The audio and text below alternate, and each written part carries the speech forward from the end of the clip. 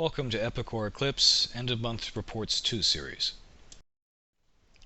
Back in the early days of Eclipse, when it was a privately held company and not owned by Epicor, the help desk staff used the Eclipse software for keeping track of all the bugs, custom modifications, and issues that customers had with the software. This allowed the Eclipse help desk staff to be very proficient in the software because they were inside it every day.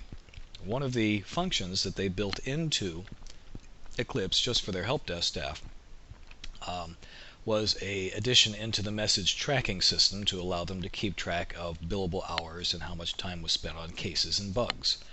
And there are other couple of tools that they also put in the software which you may trip across if you're in the legacy eTerm system. Anyway, so this subsystem for tracking hours in the message system is still there. I can't imagine a distributor would really have an occasion to use it. If you had billable hours to track, you'd use something else or a spreadsheet or whatever. But it is in there. If you do make extensive use of the message tracking system, you could use this for tracking your hours. It might be helpful. Anyway, the hours tracking report is used by management to, report on how many hours are spent on which tasks and to bill or do whatever appropriately.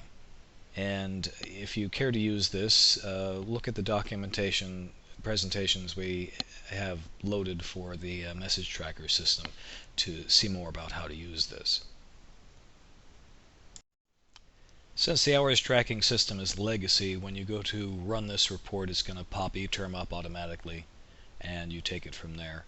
Most of these parameters that you see won't make any sense unless you go ahead and look at the presentation we have on the message tracker, and then they'll explain what all of these categories, work areas, sub areas, task codes, etc., are all about. For the most part, you don't have to have them. A start and end date range or a particular user ID will work just fine. Although running the report is legacy, as soon as the report output is done, it'll pop into your hold file in Solar and you can take it from there.